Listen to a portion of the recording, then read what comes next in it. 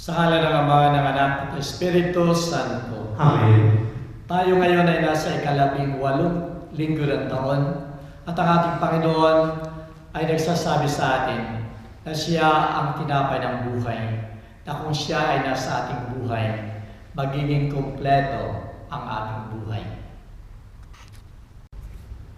Sumayin niyo ang Panginoon. At sumayin rin. Ang pagbasa sa Banal na Ebanghelyo ayon kay Juan. Luwalhati sa iyo, Panginoon.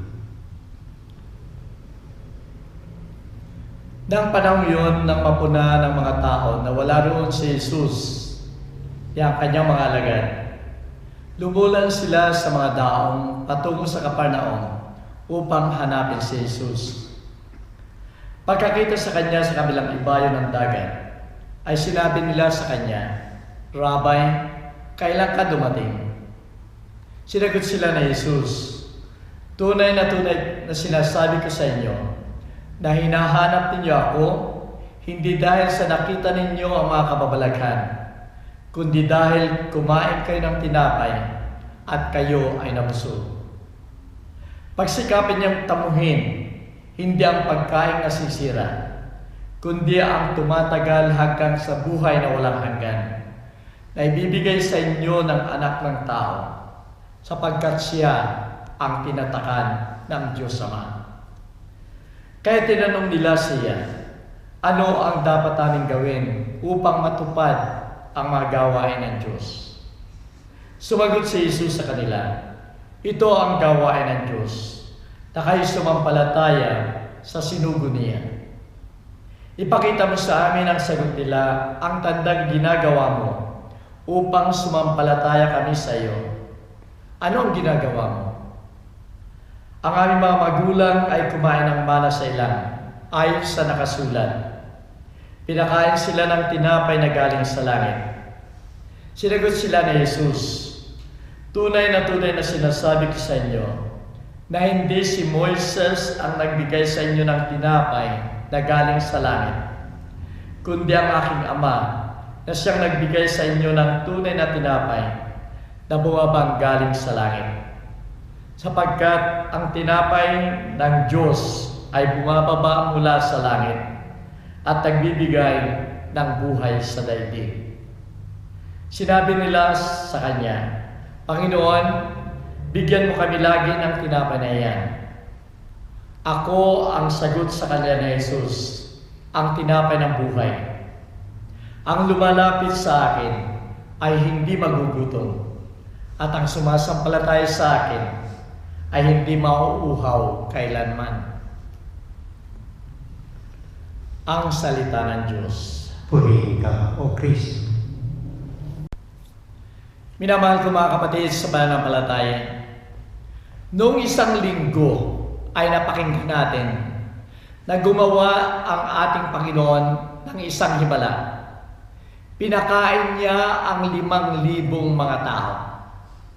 Subalit doon sa aking interpretasyon, sinabi ko doon na ang pagpapakain ng 5,000 mga tao ay dahil sa binago ng ating Panginoon ang kaisipan ng mga tao. Binago niya ang puso ng mga tao. Binago niya ang ugali ng mga tao. Na yung kaisipan ng mga tao na kulang sa pagtitiwala sa kapwa, kulang sa pag-ibigay, ay ginawa ng himala ng ating Panginoon upang ito'y magbago, upang sila ay magkaroon ng pakikipagkapatiran at magpakain sa kanilang kapwa-tao. Binago niya ang puso ng mga tao, na yung mga matigas na puso ng mga tao na ayaw tumanggap sa kapwa at laging naroon ang pagdududa sa kapwa, ay binago ng ating Panginoon Sa halip na ito'y manatili sa kanila, ang puso ng mga tao ay nabago sa pagkakaisa, pagmamahal at pagtanggap sa kanyang kapwa. Binago niya ang ugali ng tao, na yung mga taong yun ay nagkakanya-kanya. Subalit sa pamagitan ng himala na ginawa ng ating Panginoon, nagawa niya na baguhin yon sa pamagitan ng pakikiisa sa kanyang kapwa. Ito'y nagawa ng ating Panginoon, hindi sa kanyang pangangaral, kundi sa kanyang pagbibigay ng halimbawa na yung tinapay at isda ay hindi niya kinain, kundi sa halip, ito ay para sa kanya na sana, subalit ang ginawa niya ay pinamahagi niya sa mga tao. Minamahal ko mga kapatid, ang halimbawang ito ng ating Panginoon, ang nagsimula ng himala na yon upang ang lahat ay makakain at dito'y naramdaman ang pagkakaisa ng lahat ng tao. Minamahal ko mga kapatid, alam din ng ating Panginoon na yung kanyang mga aral ay maaaring kalimutan ng mga tao. Isa-isang tabi. Maaaring yung kanyang himala ay makalimutan ng tao at hindi na nila mapakinggan muli o makitang muli sa kanilang kapwa. Kaya't ang nais ng ating Panginoon ngayon, sa banal na ebanghelyo ay nais niya na baguhin at gawin niya na hindi aral, kundi yung kanyang sarili ang nais niyang ibigay. Sinasabi nga na yung mga taong yun ay nagsisunod sa kanya. At sa simula ng banal na ebanghelyo ngayon, sinasabi ng ating Panginoon, kayo ay nagsisunod sa akin sapagkat kayo ay muling nagutom. Kayo ay nagsisunod sa akin sapagkat nais muli ninyo mabusog at kumain. Alam ng ating Panginoon na yung mga ibang mga tao ay materialistic, nagiging materialistic, na ang mahalaga sa kanila ay yung mga material na bagay. Subalit sila, sabi ng ating Panginoon, kayo ay walang mapupuntahan kung kayo lagi ay nakasalalay lamang sa mga material na bagay, sapagkat ang lahat ng yan ay lumilipas. Kayo ay muling magugutom. Kayo ay magiging walang satisfaction sapagkat may kulang sa inyong buhay. Minamahal ko mga kapatid, ganun ang ating experience at ganun kuminsan ang ating kahinaan, na tayo ay laging naghahanap sapagkat may kulang sa atin. Kahit masasabi natin mayroon tayo, subalit para sa atin ay may kulang pa rin sa atin. Kahit yung mayayaman sa buong mundo, sila pa rin ay naghahangad ng higit na kayamanan. Sa aking pagbabasa minsan, noong 1923, ay mayroong isang malaking meeting sa Edgewater Hotel sa Chicago, United States. At ang nag-meeting dito ay yung siyam na pinakamayamang tao sa Amerika. Sinasabi nga nila na kung pagsasamahin mo kayamanan ng lahat ng siyam na taong ito ay masigit pa sa kayamanan ng gobyerno ng Amerika. Subalit sa kalang meeting, bakit sila nag-meeting? Ay meron na lahat sila.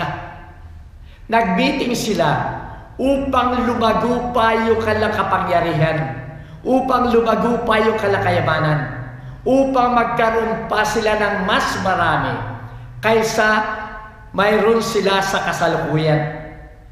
Minamahal ko mga kapatid, ang lahat ng ito ay ginawa nila sa meeting na yon. Naghagad ng higit pa. Subalit pagkatapos ng 25 years, pagkatapos ng meeting na ito, ano ang nangyari sa siyam na mga taong ito na mayayaman, makapangyarihan? Ang isa sa kanila ay nabankrupt. Ang isa sa kanila ay nabilanggo ng napakatagal sa Sing Sing prison ng United States. Ang isa sa kanila ay pinayagang lumabas sa prison na yon upang mamatay lamang sa kanyang tahanan. Yung isa ay namatay overseas. Walang laman ang kanyang bank book. Yung isa ay namatay. Walang laman ang kanyang bank book. Punong-puno pa ng utang. Yung isa sa mga taong ito ay nasiraan ng bait. At yung tatlo, silang lahat ay nag-commit ng suicide. Minamahal ko mga kapatid, yung hinahangad nilang kayamanan ay lumipas, nawala sa kanilang buhay. Ito ang sinasabi ng ating Panginoon ngayon, na pagsikapan ninyo, natamuhin yung mga kayamanan na hindi lumilipas. Sapagkat alam ng ating Panginoon na kung ang concentration natin ay sa mga material na bagay na ito, mga bagay na lumilipas, at yun lamang ang nagpapatakbo sa ating buhay, mawawalan ng meaning ang ating buhay, mawawalan ng meaning, kahulugan ang lahat ng ating ginagawa.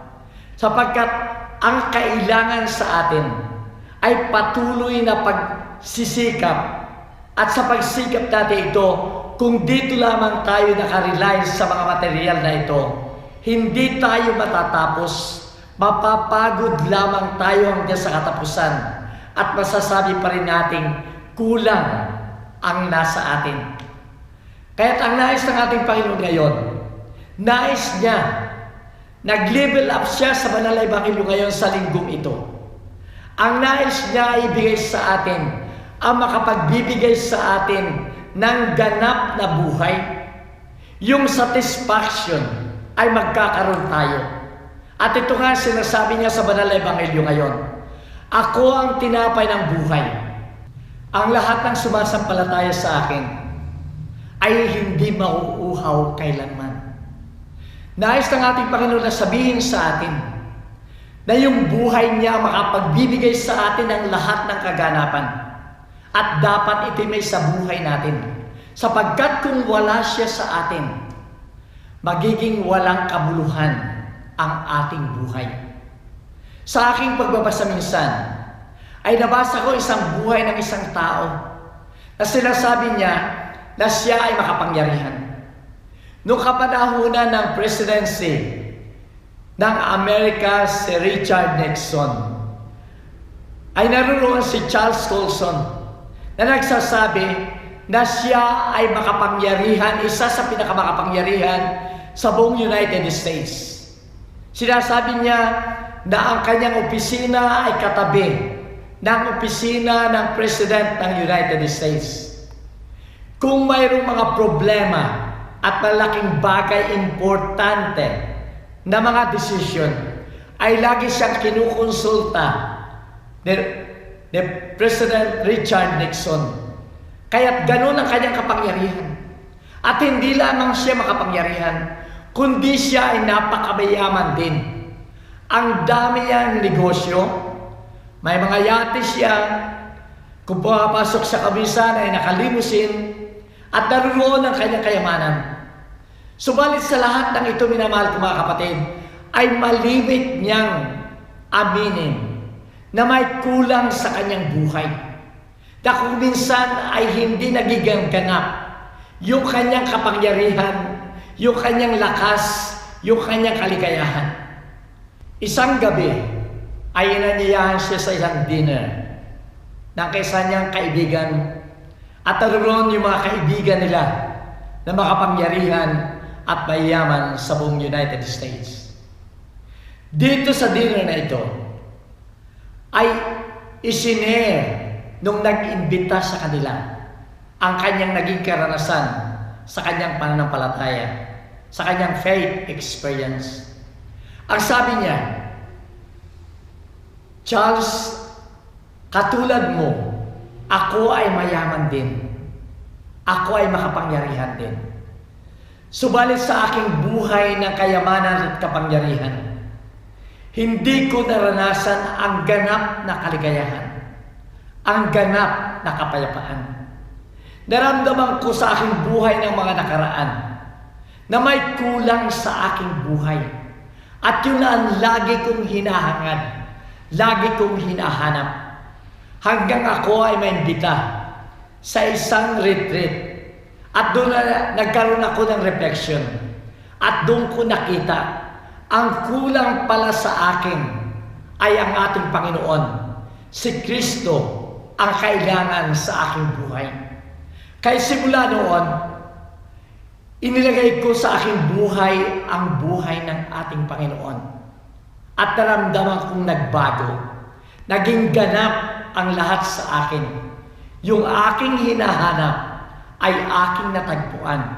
Yung kulang sa aking buhay ay nagkaroon ng kapunuan. Habang nagsasalita ang taong ito, ay halos mapaiyak si Charles Colson. Sapagkat nararamdaman niya, ito yung buhay niya. Ito yung karanasan niya. Ito yung kulang sa kanya. At halos sa kanyang sa sharing na ito, ay halos pumutok ang dibdib ni Charles Colson. Hindi lamang niya maipahalata ng gabing yun, na nais niyang umiyak, sapagkat nais niyang ma-experience ang parehong experience ng kanyang kaibigan. Kaya nang matapos yung dinner na yon, si Charles Colson ang unang nagpaalam, sapagkat halos pumutok na yung kanyang dibdib sa sama ng loob sa kanyang sarili. At sa kanyang pag-drive pa uwi, tumigil siya sa isang madilim na parte ng daan sapagkat hindi na niya kayang magpatuloy. At dito nagsimula siyang umiyak. Umiyak siya ng umiyak. Palakas ng palakas. Humahagulhul na siya. At ang sabi niya pagkatapos nang mawalan siya ng lakas ng pag-iyak, sinabi niya, "Lord, take me. I want you in my life. Kailangan kita." Yun nga lamang hindi ko alam kung papaano kita matatagpuan. At kinabukasan, ibang Charles Colson ang naramdaman, ang nakita ng kanyang mga kaibigan. Sa White House ay nalaman nila lahat ang pagbabago ni Charles. Nakita ito halos ng lahat.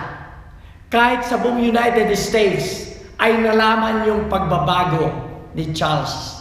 Sapagkat sa mga newspaper, sa Los Angeles Times, sa front page ay nakalagay doon, "Top guy Colson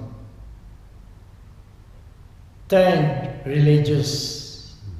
At sa New York Times, nakalagay din doon, "Colson found a religion." Minamahal ko mga kapatid, ito ang tunay na pagbabago.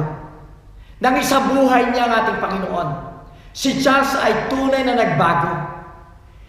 At nagawa niya at nagsimula siya na isinabuhay niya yung ating Panginoon.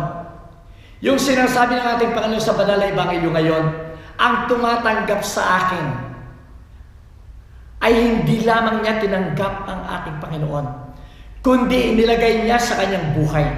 Sapagkat nagsimula noon ay siya nangaral na, ipinamahagi niya sa halos sa buong Amerika ang kanyang karanasan tungkol sa ating Panginoon, kung ano ang magiging ganap, kung ano makukuha, kung isa sa buhay ang buhay ng ating Panginoon. Hindi lamang siya sumampalataya, kundi yung sampalatayang yun ay isinabuhay niya at ipinakita niya sa lahat ng tao. Minamahal ko mga kapatid, itong masasabi natin at itong sinasabi ng ating Panginoon na kung siya ay isa sa atin at tayo sumasa Kanya, isinasabuhay natin siya, magkakaroon tayo ng ganap na buhay, ganap na kaligayahan at ganap na kapayapaan.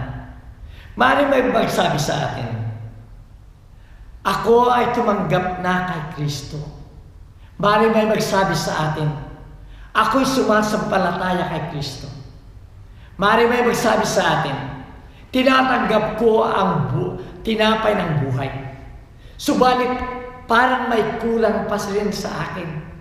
Minamahal ko mga kapatid, anuman ang ating katayuan sa buhay, kahit masasabi natin na kung anong mayroon tayo ay parang kulang pa rin. Mahirap pa rin tayo kuminsan. Kung tayo man ay naghihirap o mayroon tayong pinagdaraanan, kung tayo man ay may mga problema at tayo naghihirap, maaari tayo magkaroon ng meaning, ng kahulugan pa rin kung ang ating Panginoon ay nasa atin. Sapagkat anuman ang ating katayuan, ang ating Panginoon ang magbibigay ng kahulugan sa lahat ng nangyayari sa ating buhay. Ito man ay mga pagsubok sa atin, pero sa mga pagsubok, kasama lagi natin ang ating Panginoon. Sa ating kahirapan, kasama pa rin natin ang ating Panginoon. At siya magbibigay ng buhay, ng kahulugan sa lahat ng ito. Sana sa ating pagdalos Santa Misa, sa ating pagtanggap ng katawan at dugo ng ating Panginoon, ito sana magbigay sa atin ng tunay na kahulugan sa ating buhay. At patuloy natin siyang tanggapin sapagkat naririto ang tunay na ganap. Ito ang buhay na binibigay ng ating Panginoon sapagkat siya ang nagsasabi, ang tumatanggap sa akin ay hindi na magugutom at ang sumasampalataya sa akin ay hindi mauuhaw kailanman. Mayroon pa rin akong announcements sa pagkatapos ng blessing para sa Sydney. Sumayin niyo ang Panginoon. At sumayin niyo rin. Minamahal ko ba kapatid sa pagtanggap natin ng kanyang katawan at dugo sa Santa Misa. Lagi natin isipin na siya ang tinatanggap natin, na siya ang isa sa buhay natin, at patuloy tayo sa sumampalataya na siya magbibigay ng lakas at ganap na buhay, kaligayahan at kapayapaan para sa atin. At away pagpalain kayo ng makapangyarihan ng Diyos, Ama, Anak, at ang Espiritu Santo. Amen. Humayo tayo mapayapa. Salamat sa Diyos.